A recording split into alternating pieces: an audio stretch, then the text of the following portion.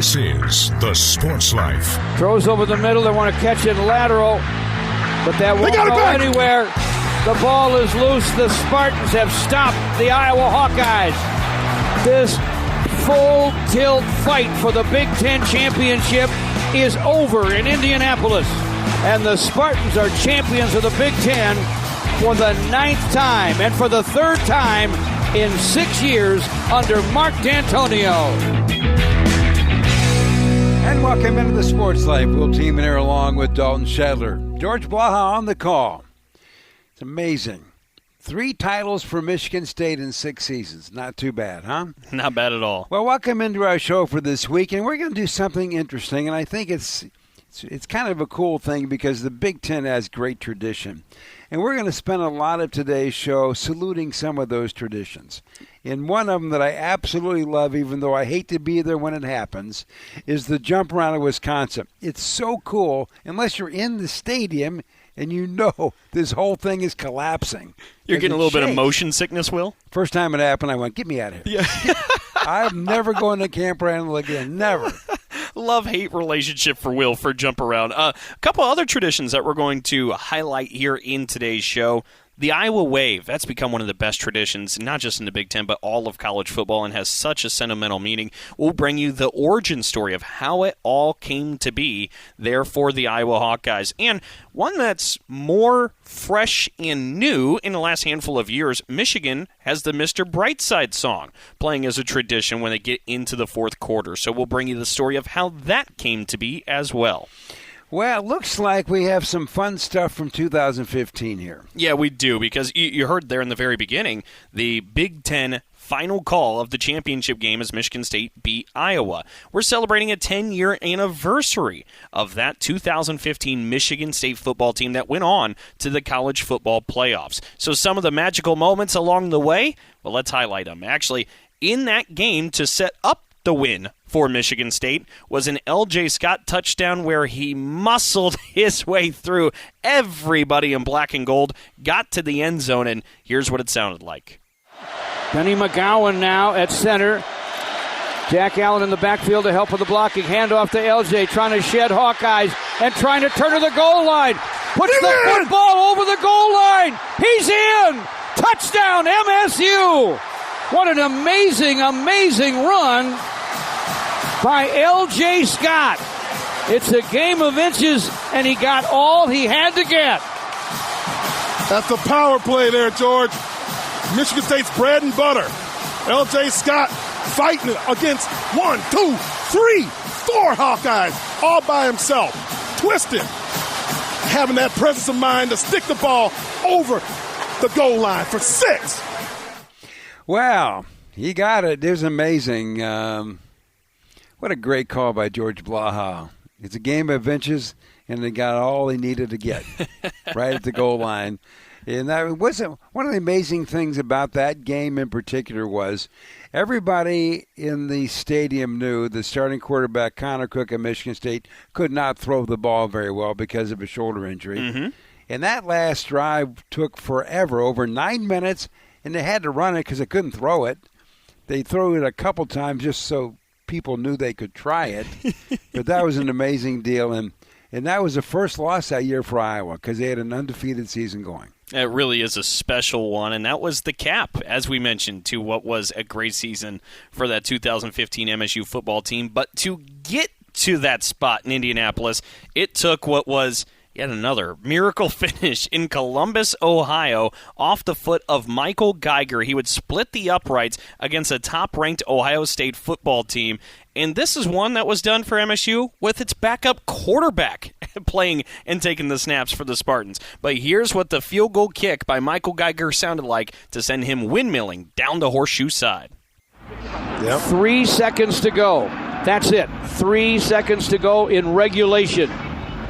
When you grow up as a young kid, especially a kicker, any football player, this is the position you want to be in right now. Michael Geiger being a kid from Toledo, Ohio, I'm sure he's dreamed of this moment. 5'8", 186-pound junior, Michael Geiger.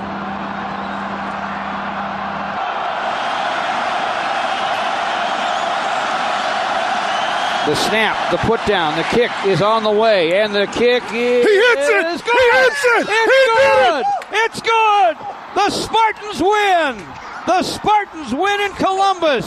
Down go the Buckeyes! And Michigan State has all its dreams still right in front of them. Just Michael like they drew Geiger, it up, the George. hero, Just like they drew it up. with a 41-yard field goal, and the Spartans win without Connor Cook. What a gutty, gritty effort in Columbus. It's interesting you mentioned they used the backup, meaning Michigan State. They actually used 2 backup quarterbacks in that game. It is true. And so all of us knew that Connor Cook could not barely lift his arm. But Coach D'Antonio didn't want anybody to know. So he acted like maybe Cook was going to start. So here come the warm-up stuff. Here's Cook, trying to go through the warm-ups. He can't throw it 5 yards. You think Ohio State didn't see that right away. But that was a number 1 ranked Buckeye team. They were on their way to a possible national championship. And they lost in Columbus to a team without a quarterback. Well, and that's the game that really blew things up for the Buckeyes, because afterwards that's when Ezekiel Elliott went to the media and was upset about all the lack of touches, as he put, that he had in that game. But that's how good that Ohio State team was. And you mentioned those backup quarterbacks, Tyler O'Connor, Damian Terry. Somehow they put together an effort to get the win in Columbus, Ohio. Just simply amazing. And if you thought that was the end of the magic carpet ride that was that 2015 season 10 years ago, this is the most magical one of all, maybe just about in all of college football history. In Ann Arbor, Michigan State would beat the rival Michigan Wolverines. Look, everybody knows what is coming. It's the 10-second play. We're going to highlight this and celebrate this, but just as a preview and a tease for our listeners, later on in this season and on this program, The Sports Life, we're going to have a full anniversary around what this event was. But for now, let's go back and enjoy the 10-second play, the trouble with the snap, Michigan State and Michigan in 2015.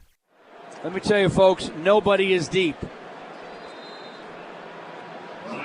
Spartans coming after him. Bad snap. Bobble. Scooped up. Here come the Spartans.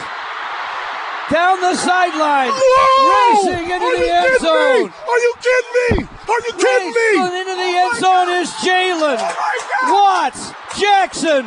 Touchdown, MSU. Touchdown! Folks, no flags. The No Spartans flags! Oh my God! piling on each other in the end zone. It's over. The Spartans win again. Oh The Spartans win again. George, what a call. My God. My God. How did that happen? Michigan goes back for a punt with 10 seconds to go on the clock. No one is back. As you said, there was a split in, out, wide. There's no one back there. All they have to do, they came after him. Michigan State, he bobbles the snap. Michigan State comes up with it. It ends up in the air and just to the house. Connor Cook is running into the crowd. Oh, it was over all right. That guy going crazy with Jason Strayhorn, I think he lost his mind on that thing like all of us did. But when you think about it, what are the odds of that happening? I think, honestly, winning the Powerball recently might be a better odd than that. Yeah, and I've told this story before, but I was there working the game, and I didn't see it because I'm in the locker room at the time getting ready for post-game stuff, and I'm talking to our producer, Wendy Hart, like, what's going on? And she goes, well, there's 10 seconds left, and they're punting. And I went, they're punting? And that's about the last English I heard from her. Next thing I heard, stadium's erupting, and she's screaming and yelling, and as it was everybody. And I didn't actually I've told this story before, I actually didn't get to see the play till I got home. Which is just amazing. Yeah, I mean, and I waited as long as I could to see the end of it before I had to go into the bowels of the stadium. But when you think about it, how many of those moments in the Coach of the era did Michigan State have? Well, and that's what... Honestly, I think if you do word association and somebody brings up the name Mark D'Antonio, you immediately just think of all the classic finishes. The guy just had the it factor when it came to moments like this, whether it's Little Giants, the Rocket play, whether it's all three that we just gave you from the 2015 season as we celebrate those 10 years. He just had it. He had a knack for it. And the other thing too, Will, that we should highlight about this game, because so much happened with this, right? You had the Michigan fan with the Cobra pose that became really infamous attached with this game. But Jalen Watts-Jackson, who scores that touchdown, some listeners probably remember, he ended up getting hurt. And he's laying in the end zone as he scores one of the most iconic touchdowns in college football history. And as players are dogpiling him, he's saying, "Get off of me, get off of me." And he ended up missing the rest of the season with an injury there in those moments. It just goes to show what chaos that was to finish that out. Yeah, it was something. And after Coach D retired, I asked Mark, I don't know who you're talking to, but it's somebody the rest of us aren't to do all these crazy things. Like before the game, he had the team stay on the bus 10 extra seconds. Who does these things? It doesn't even make sense. No, until the game's over. What a divine connection. But anyway, it was an amazing moment in college sports, and that's one of the great things about the college game. You have this. You have Auburn's return against Alabama when the field. Yeah. You have these things, and that's the romance of it. And, there's moments where they go, "Where were you, Dalton, when this happened?" I know where I was. I didn't see it. And it was right out, right through some girder and concrete. That's a good point. Yeah. I was close to it. Never saw it. Well, when we come back, we're going to talk about this tradition a little bit at the University of Michigan. Mr. Brightside is all coming up in just a moment. So, got one for you, boss. Oh, yeah? What's black, white, and dented all over? I give up. The company truck. I know, but thanks to our agent, we've already submitted an insurance claim and can track the status right from the app. Auto owners pays what they owe without any hassle. Lucky for you, that's simple human sense. Ask your independent agent if auto owners make sense for you. Medicaid and CHIP offer free or low-cost health coverage for children and teens. Hospital and doctor visits, prescriptions, shots, and more are covered. That's peace of mind for parents if a child is sick or gets injured. And parents may now be eligible for Medicaid too, even if they've applied in the past. Enrollment is always open. Visit insurekidsnow.gov or call 1-877-KIDS-NOW. Paid for by the U.S. Department of Health and Human Services.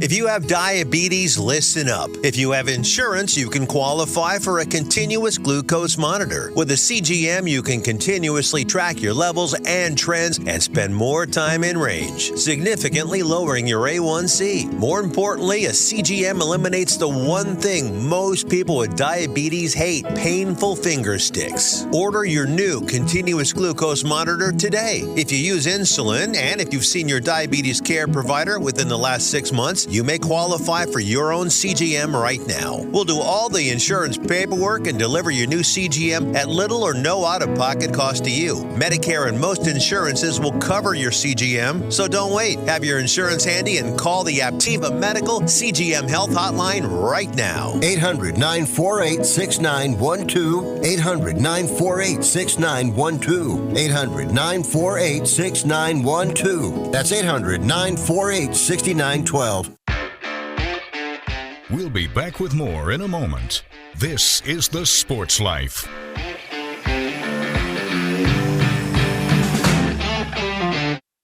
Roxanne Watson is on a mission. Hello, how are you doing today? She wants more people to register as organ, eye, and tissue donors. Are you an organ donor? Yes, I am. Yay. My goal is to sign up the most people in the United States. What drives her? Roxanne's own life was saved through the gift of a heart transplant, made possible by an organ donor. I decided that day that I was going to devote myself to the cause of organ donation and signing people up and honoring my donor by doing that. Now she's back to health, and she's a powerful force helping to save lives every day through her work. Imagine what you can make possible by leaving behind the gift of life. 8 people can be helped with the major organs, and up to 50 people can be helped with a little bit of everything. And when you think about it that way, that you could help that many people, it's amazing. It really is. Learn more and sign up as an organ, eye, and tissue donor. Go to organdonor.gov. A message from the U.S. Department of Health and Human Services, Health Resources and Services Administration.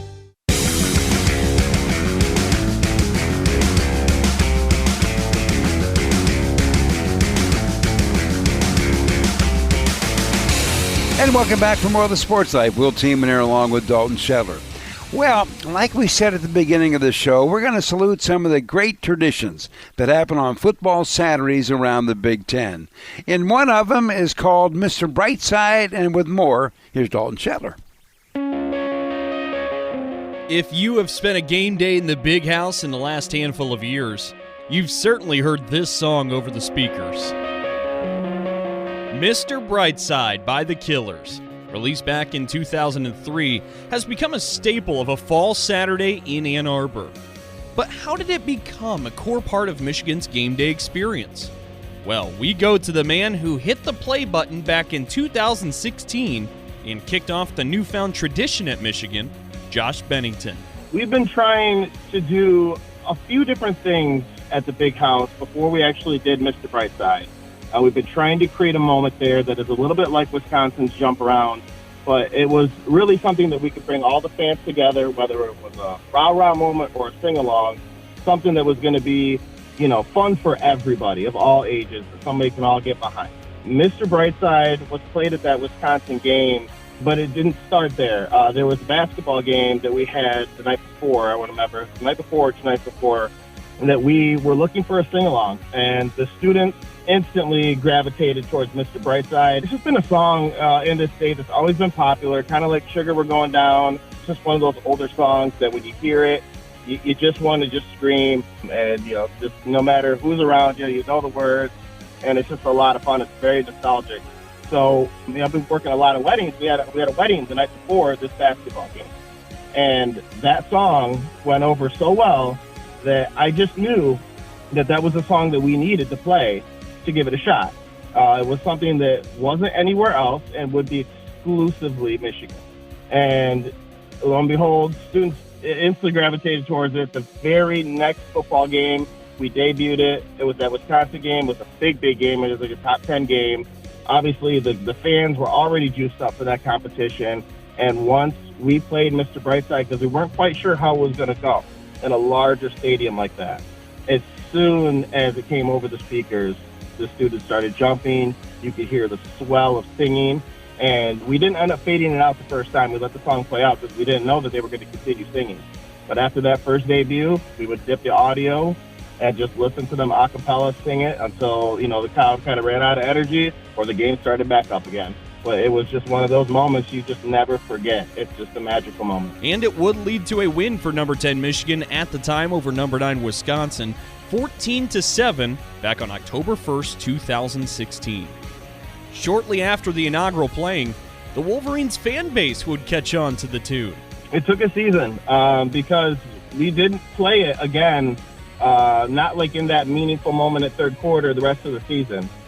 When we came back for the second season, that was a staple. It was talked about. We wanted to do something that was scripted in, and so one of those songs was Mr. Brightside, and it got written in, and it never, ever got written out. From the very first moment we played it in that opening game, the students started it, but it did not take long for the rest of the crowd. I'd say, honestly, a game or two into the season, until that became something that everybody was expecting and everybody participated in, even fans from the away team. As you can imagine, it means a lot to Josh whenever he hears Mr. Brightside nowadays. I honestly take a lot of pride in it. I take a lot of pride in my job, and I'm there for the people. I'm there to create an atmosphere. I'm there for fun. I take a lot of pride in that. I honestly will never forget it, and I appreciate the Michigan fan base for giving me that moment, or at least allowing me to be a part of it, because it's been really, really cool. But what is Josh up to nowadays? We mentioned he hit play on this newfound Michigan tradition back in 2016, but what we didn't mention is that while Josh was working Michigan athletic events, he was doing the same thing down the road at Michigan State. In 2017, he had to make a choice, and he decided to continue working games as a DJ for Michigan State events, which, given his family tree, was a layup for Josh Bennington. Yeah, so my grandfather was a head basketball coach at Michigan State, around when Gus Kanakis was on campus as well. So my ties to the Spartans and to Michigan State and to everything it means to be Spartan Green, and that is just embedded in me. It is like second nature. I actually had to DJ the game at the Big House in 2015, which we all remember, with the muff punt and, the run back for the touchdown. I was in a room that night in the PA box with lifelong Michigan fans. And to see the expression and just the sadness on all of their faces brought me probably the best moment of the Spartan fan ever. So it's been fun there, but it's been definitely complicated. So, fast forward to today, and Josh exclusively wears the green and white. And he was in the booth at Spartan Stadium, working this year's edition of Michigan State in Michigan football. And of course, we know that Michigan State beat Michigan 37-33. That happened on the field. But what some of you may not know happened over the speakers shortly after that final whistle. And I don't know if anybody caught this, but at the end of the Michigan State game, through all the post-game festivities and all that stuff on the field, we played a number of songs after the game, but one song that we did play was Mr. Brightside. And it was just kind of one of those special moments where I got to kind of get a little bit back at Michigan, but also, it was a rivalry. Everything came full circle for Josh Bennington in that moment. A tradition he started at Michigan, resurfacing in some rivalry fun at Spartan Stadium. But this certainly isn't the final track for Josh.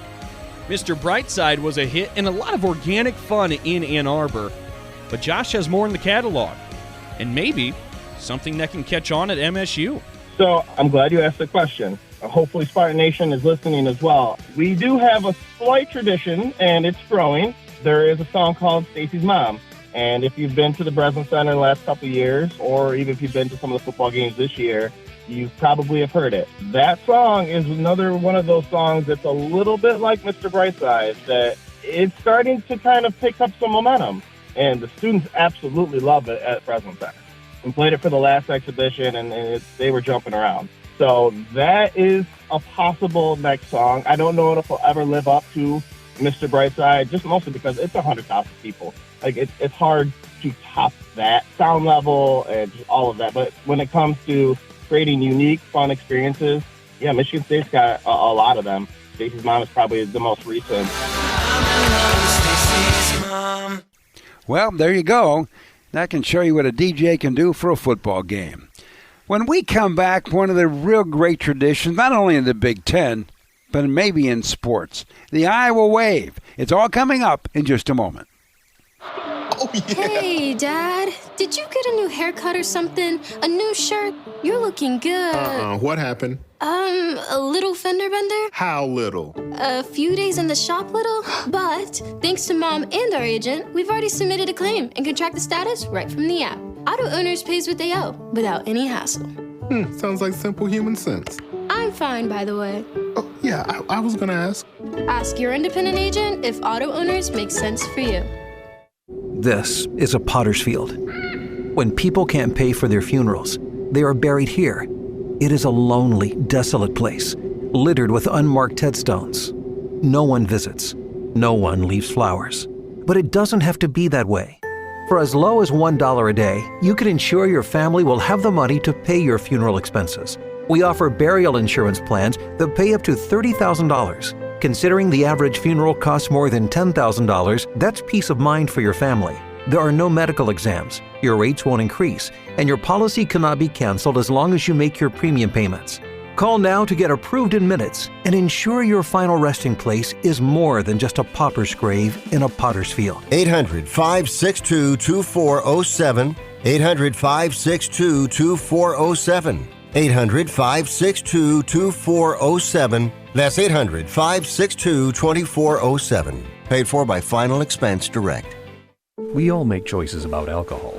Kids make choices whether to drink or not. Bye, Dad. Remember, I'm going to Alex's party tonight and sleeping over. Hey, Em, remind me about that party again? And adults make choices whether to talk about it. That's true of parents and every other trusted adult in a kid's life.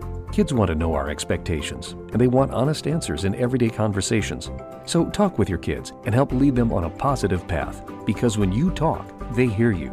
Learn more at underagedrinking.samhsa.gov. We'll be back with more in a moment. This is The Sports Life.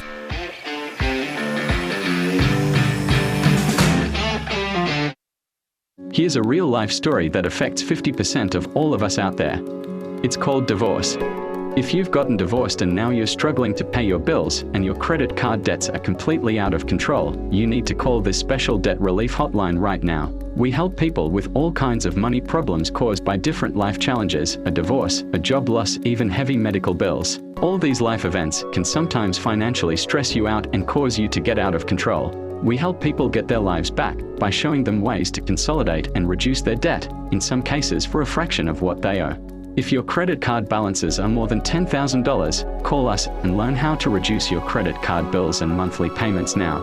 Here's our number. Paid for by Debt.com. Call now, 800-810-1584, 800-810-1584, 800-810-1584. That's 800-810-1584.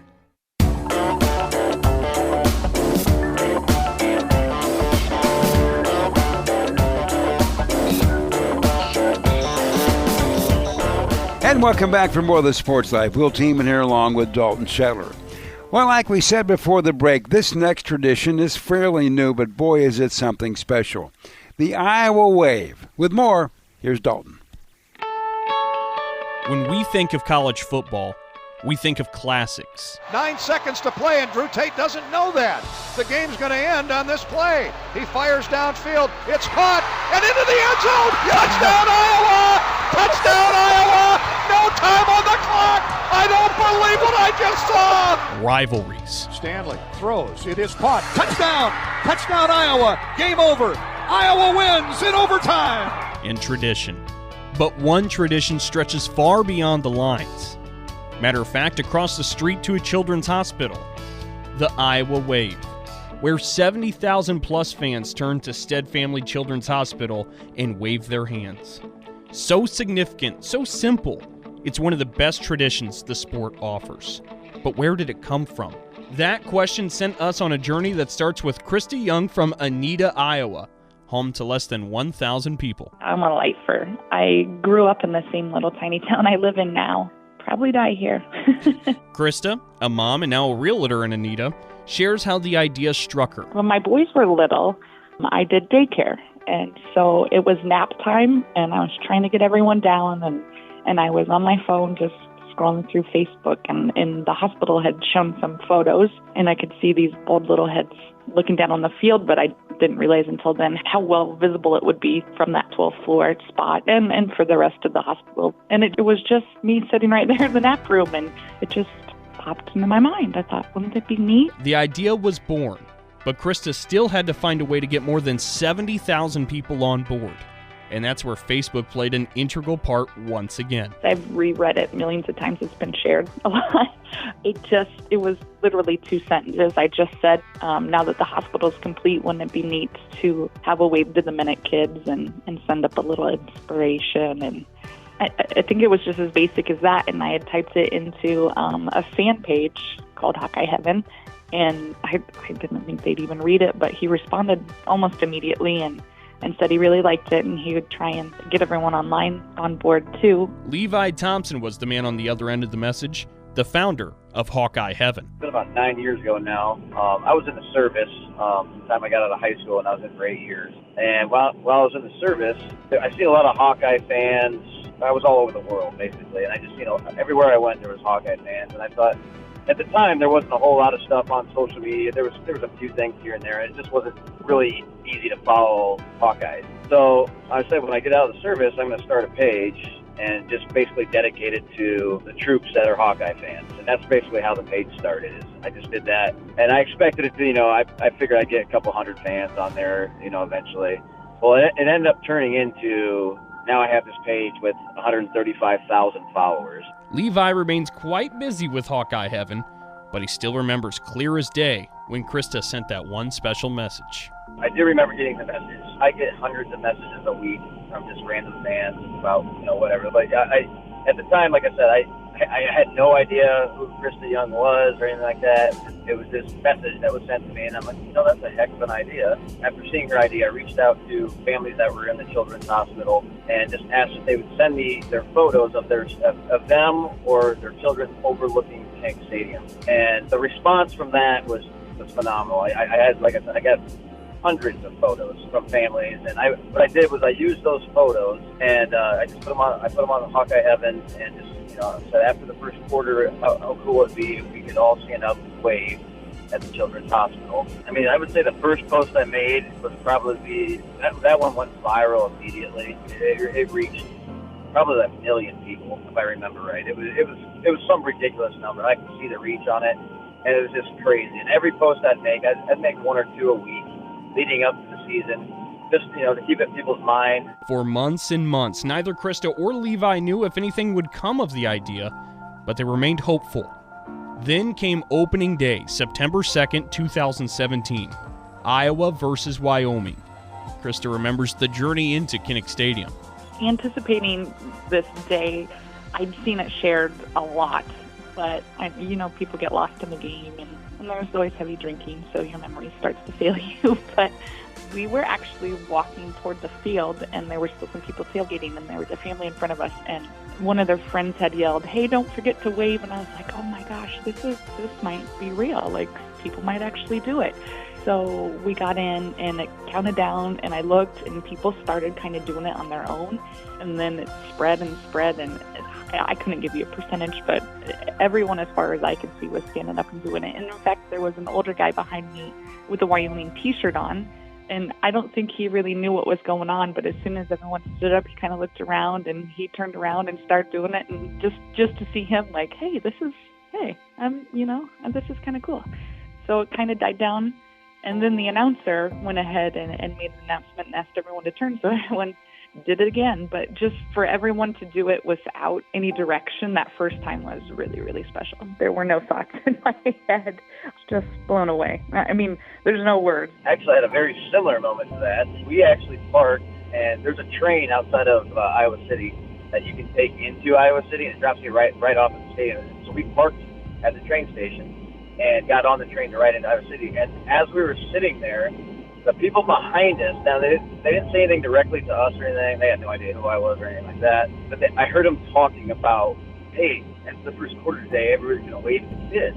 And I had my wife with me at the time, and I just kind of looked over and smiled, and I was just like, people know. I'm like, people know, because this could happen. Basically, after the first quarter, everybody gradually stood up, and I think, like I said, for the most part, it looked to me like everybody was in the know, because everybody started waving. And I'm just like, holy cow, this is absolutely crazy. And like I said, it brought tears to my eyes just because I couldn't believe the response that we were seeing. And this is all by word of mouth. And it's fantastic. Anybody that wasn't in the know got with the know real quick. Just like that, it all came together in a tradition that means so much to the children at Stead Family Children's Hospital. One of their child life programming specialists, Emily Baxter, shares what it's like on the other side of the glass. It was the next year that I actually got to work a game day, so be up there in the press box, and then, of course, be on the hospital side waving to the fans. And for the children that were up there in the press box, it's really cool. I mean, to see that giant stadium full of people turn towards you and waving at you, it's a pretty big deal. It's short, it's only a couple minutes, but it's pretty powerful. Emily says the children, as you may imagine, have loved every moment of it. It gives them that confidence. Some kids have said that they feel famous because people are waving at them. And then, as you might have seen, we've also had a lot of media coverage. So visits from ESPN. So we've had kids who've been interviewed, families who've been interviewed up there in the press box. It's just that overwhelming feeling that people are wishing you the best. I think we quickly learned that this was going to be a bigger deal than we could have imagined. Like I said, it was just such a powerful thing to, like you said, have 70,000 people waving. It's just, from talking to kids in the hospital, they've mentioned a lot of things like, that they could feel the support from people. Just that little act of waving helps them. They feel the support from the community members, and then, of course, from everybody, all the fans in the Kinnick Stadium, and not only the Iowa fans, because all the opposing team fans wave, the opposing team waves, the officials wave, everybody in Kinnick Stadium waves after the first quarter. So, yeah, that's pretty darn cool. In talking with Emily, Krista, and Levi, they all mentioned how important it is for the Iowa Wave to stay natural. As of now, it's not owned by any organization or even sponsored, and keeping it organic is a top priority for all the parties involved, says Levi Thompson. Well, I just think that's it. It's not about any credit. I think as long as we can keep it organic and it's not sponsored, hear out of the kindness of people's hearts that are wanting to do it, not because they have to do it, but because they want to do it. I don't want to take anything away from that. This has always been about the kids, because it makes it so much more special if you don't see something tied to it with a sponsor or a name of any sort. It's truly because the person wants to stand up and wave and give some attention to those kids at that very moment. Days, weeks, lives made from such a simple gesture, born out of a simple idea. Krista explains why she thought a hand wave should be the motion and what it means to see it each and every time. That was the most simple thing. I mean, it was literally just, my thought process lasted like 20 seconds. It was just, like a little wave, it doesn't cost anything to throw up a hand. I mean, you don't have to purchase a banner or purchase a foam hand, it was just a simple, hey, everyone's got a hand they can throw up and wave. So it's moving every time, and of course I bought like a baby. As very little as I did, my hand in it, it's so small that it's kind of surreal that it even, it's not my thing anymore. It's just a Hawkeye thing. And it's amazing to be at Kinnick Stadium and watch it. When it begins, the opposing team knows it's happening, and everybody either stands up or turns around. It's just one of the great moments. Well, there's another pretty fun moment we're going to talk about. It's called the jump around, but first, this timeout. So, got one for you, boss. Oh, yeah? What's black, white, and dented all over? I give up. The company truck. I know, but thanks to our agent, we've already submitted an insurance claim and can track the status right from the app. Auto owners pays what they owe without any hassle. Lucky for you, that's simple human sense. Ask your independent agent if auto owners make sense for you. If you served honorably in our nation's armed forces and you're looking for a way to continue serving your fellow veterans in your community, then join AMVETS. AMVETS members volunteer millions of hours at VA healthcare facilities from coast to coast, helping to improve the lives of their fellow veterans through the VA Voluntary Services Program. AMVETS posts and departments also participate in a wide variety of community service projects. If you no longer wear the uniform today, you can still serve through the AMVETS by joining today at amvets.org. Do you hear that? That's the sound of uncertainty lurking under your hood. You know the feeling. I know I do. That sudden sinking sensation when you see a check engine light or your car unexpectedly breaks down and you're faced with sky-high repair bills. It's time to shield against unexpected repairs with CarShield. CarShield is America's most trusted auto protection company and has an A rating with the Better Business Bureau. Don't let the fear of a breakdown keep you up at night. Trust the Shield, CarShield, and say goodbye to terrifying repair bills and hello to peace of mind. Your plan also comes with 24/7 roadside assistance, courtesy towing, rental car options, and so much more. Don't wait till it's too late. Call CarShield now before a breakdown. Protect your wallet. Protect your car with CarShield. Get our best protection ever. Call now. You'll thank me later. 800-965-1292. 800-965-1292. That's 800-965-1292. We'll be back with more in a moment. This is The Sports Life.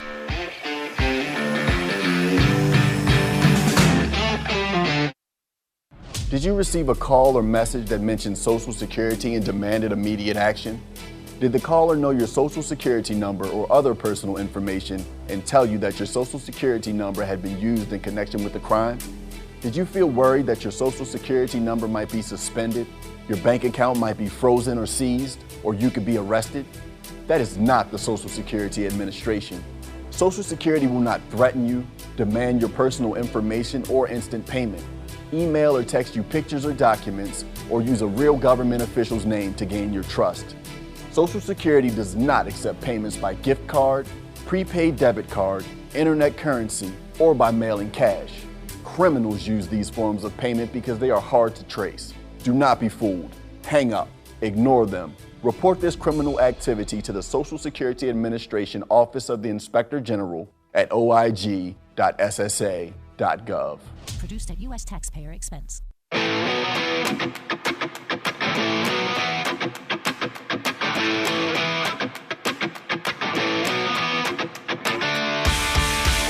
And welcome back to more of the Sports Life. Will Team here along with Dalton Shetler. And don't forget, auto owners insurance, simple human sense.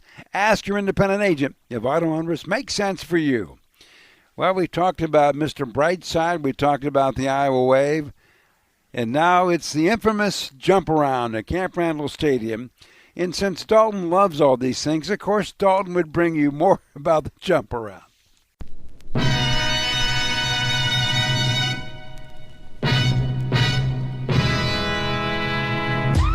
Jump around! One of the greatest traditions in all of college football lives in Madison, Wisconsin at Camp Randall Stadium. When at the end of the third quarter, this song plays over the stadium speakers and 80,000 fans layered in red and white begin to jump up and down in the stands. But how did this song become the staple to a fall Saturday in Wisconsin? That question sent us on a journey that led to two former Wisconsin football players, Ryan Sondrup and Eric Weissenen. Eric remembers quite well how Jump Around reached Camp Randall Stadium. So Ryan, myself, and Eric Grams were living together, and they were tight ends. I was a defensive lineman.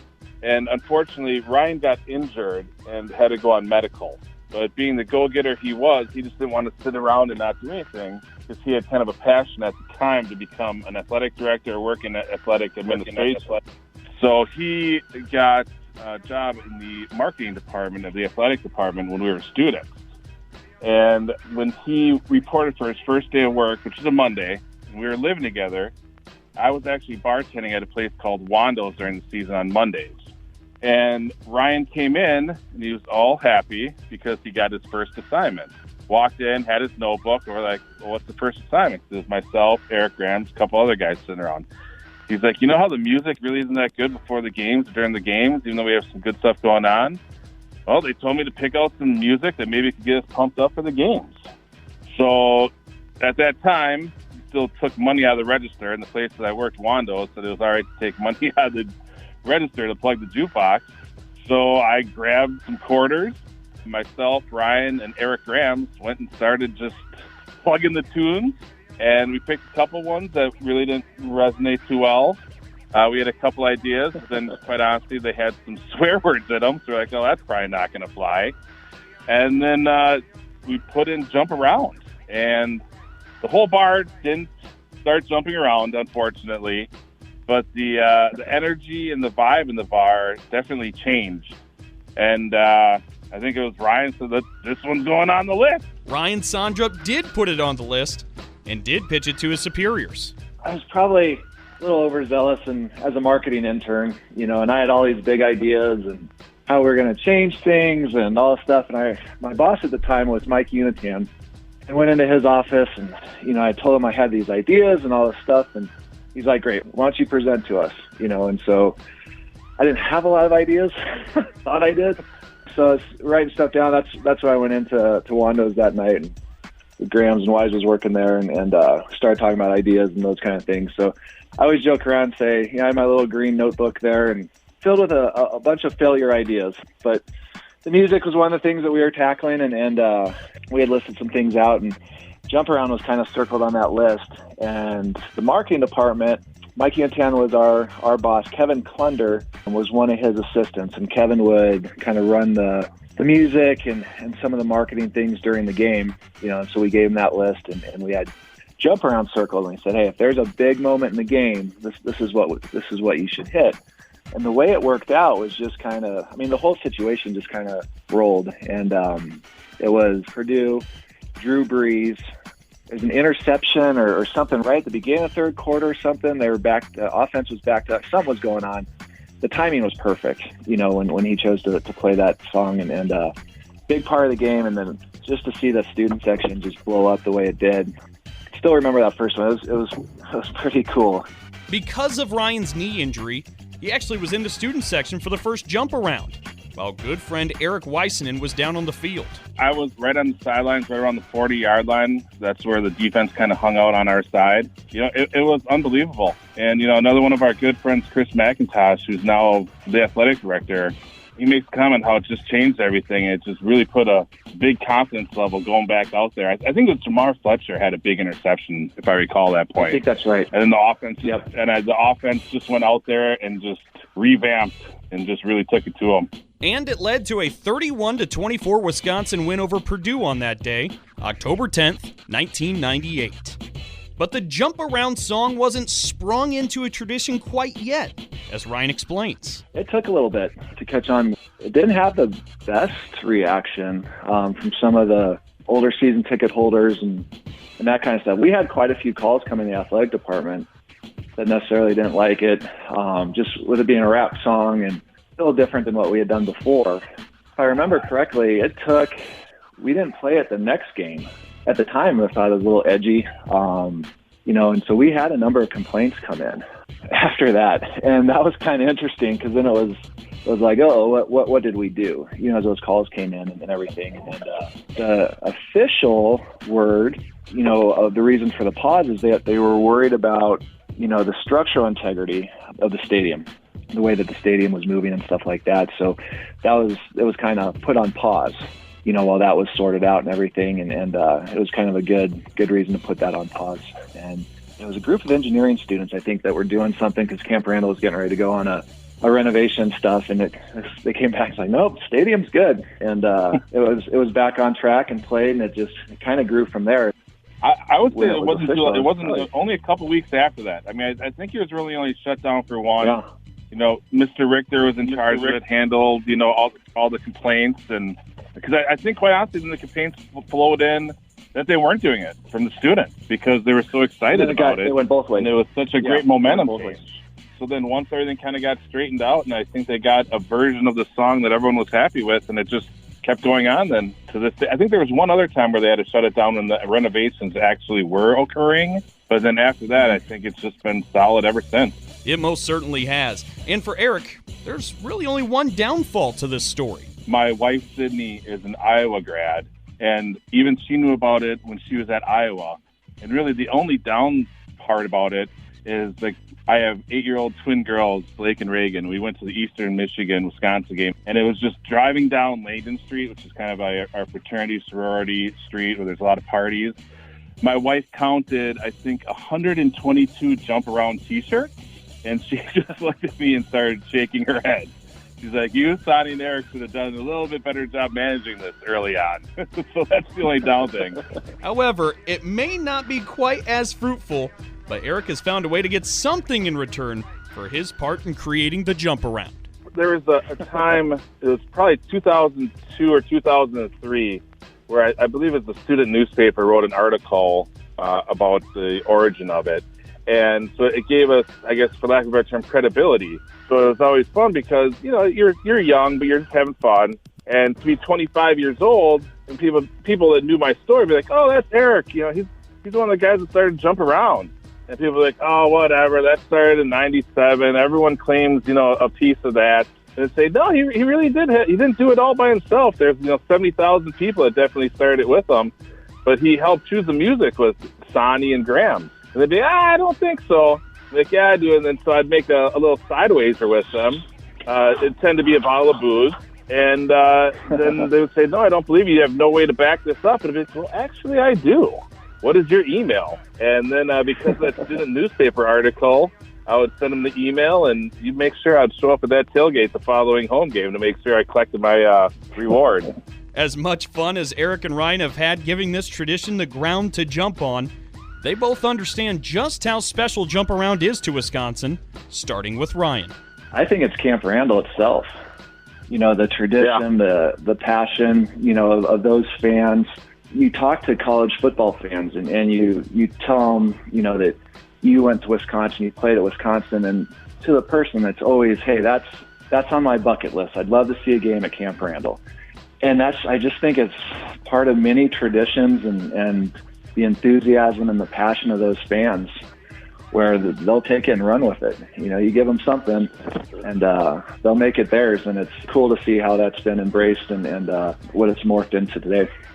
Yeah, and not only that, I think it's kind of special because when you think about just colleges, it tends to be that at times there's a legacy. Because this game, like I said, I was just at the Eastern Michigan game, and I was actually sitting next to a gentleman that was UW grad, and he was actually super excited because his son was sitting in the student section this week, and this was going to be his first jump around. So now this really transcended generations. Where that's really what he was. I'm like, are you excited we're winning? No, I'm excited my son's going to be able to do his first jump around. That's just fantastic, because it was a college experience that he remembered, and man, that's something else.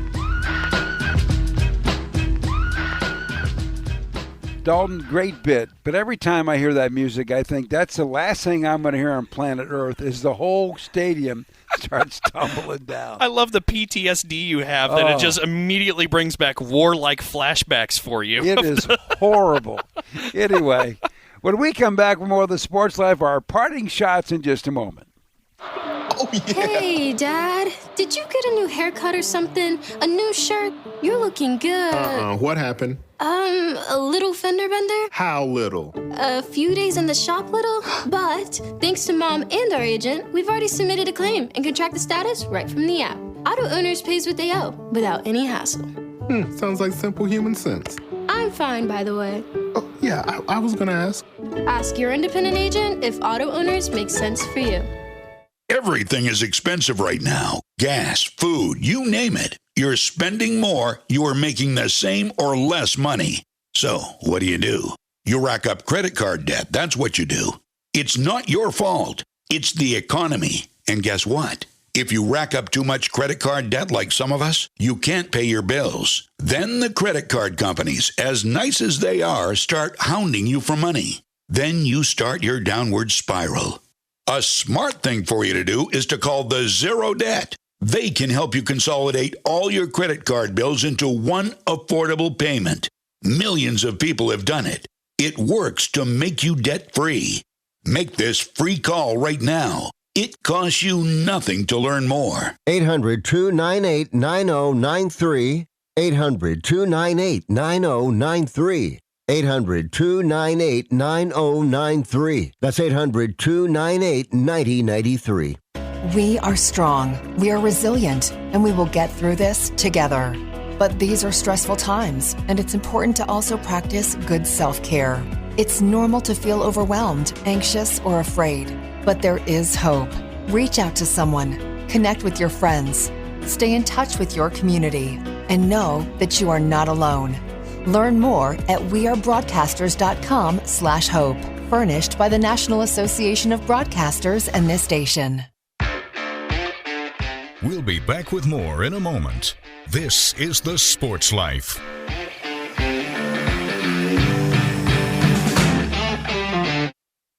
I found hope in the midst of an overwhelming situation. Alcoholism is a disease that can affect any family. Everyone suffers, but there is help and hope at Al-Anon Family Groups. Al-Anon gave me my life back. I'm a better father and husband. Are you in an overwhelming situation because of someone else's drinking? Al-Anon and Alateen can help. Local and virtual meetings are available. Maybe one could work for you. Call 1-866-200-0033 or visit alanon.org/hope.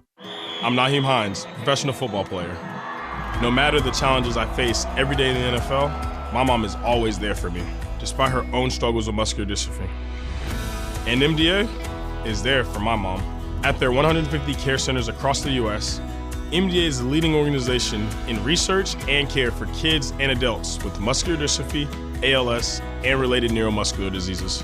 Join me and learn more at helpmda.org today. Thank you.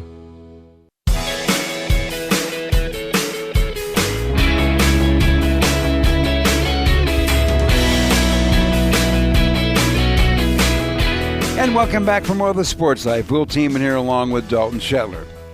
Fun show, a look at some great traditions.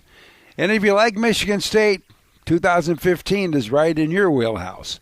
And now we have worked our way to our parting shots. Which, by the way, again, if you haven't already, again, make sure you follow us on Twitter or X. @SportsLifeNow is our name. We'll post all the bits, and we post the entire show there as well. So make sure you give us a follow @SportsLifeNow. But as you mentioned, that 2015 Michigan State football team, that's where we started this show today, celebrating the 10-year anniversary of them. We're bringing it full circle again with a collective parting shot and talking about the 10-year anniversary of those Spartans, because it was maybe just about as much as anybody else an unordinary path to getting to a title as the Spartans had, with all these moments when you look at the trouble with the snap in Ann Arbor, the kick with your backup quarterbacks playing the game against a top-ranked Ohio State team in their building, and the Big Ten championship game that featured a drive that lasted maybe the entire season's worth of time. All of these moments compiled in what was just an amazing season to remember. Of course, we mentioned already it was the third Big Ten title for Mark D'Antonio and the Spartans in just 6 years, and it sent the Spartans to the college football playoffs. That year, it can't be stressed enough, Will, how much that meant for Michigan State, the university, also that football program, and the legacy of a Hall of Famer in just about every Hall of Fame known to man, Mark D'Antonio. If you got to live it, you'll never forget it. It was just one of those special moments, and that's why sports is great, when you get to be part of something like this. But the other thing you wonder, will Michigan State or the Big Ten ever see a magical time like Mark D'Antonio? If you're a Spartan fan, he took the job in 2007, and just go from 2008 to 2015, he beat the arch-rival Wolverines of Michigan 7 out of 8 times. It's hard to do too much better than that. So that won many Spartan hearts for Coach D. But at the end of the day, as Dalton said, he's in the College Football Hall of Fame along with others. And this season, he went into the Michigan State Athletics Hall of Fame. Gee, that's a no-brainer, right? Right. As he leaves the school as their all-time winningest, we've talked about the 3 titles, 6 bowl wins. These are all things that have never happened there before. And you talk about the golden era of Spartan football. You can talk about Big Iman, Duffy Daugherty, but those windows were short. What Mark D'Antonio did wasn't a short window. It went a long period of time. And I think it's important, too, if you're analyzing the history of Spartan football, there are really big things, right, that happen with Big Iman, with Duffy Daugherty, and things like with Duffy Daugherty that happen off the field, where you're talking about the actual integration of collegiate football, historic things. But when you're measuring the decades, this day and age, competing at the highest level, it's hard. If you're not Ohio State, you're not Michigan, you're not Notre Dame, you're not Texas, you're not Alabama. It's hard to get up there. And fighting all the resources and all the great big programs. We mentioned Ohio State, Michigan, Notre Dame. Those are 3 schools that are within just a few hours of where Michigan State sits in proximity. And Mark D'Antonio was able to launch that Michigan State program to compete with and beat those programs year after year. That doesn't happen in today's day and age. Nope. And like he said at his introductory press conference, why not us? It's true. And the people bought in. Well, I hope you enjoyed our show. It was fun going back in time and reflecting on some of the great moments in Big Ten football, as well as great traditions in the conference. We should also note that you can find us wherever you find your podcasts, like SoundCloud, Spotify, and Apple, and make sure to check us out and hit subscribe. As always, thanks to the Big Ten Network. The Sports Life is produced by Dalton Shetler. Our executive producer is Wendy Hart. So on behalf of Dalton Shetler, I'm Will Tiemann, and thanks for your time.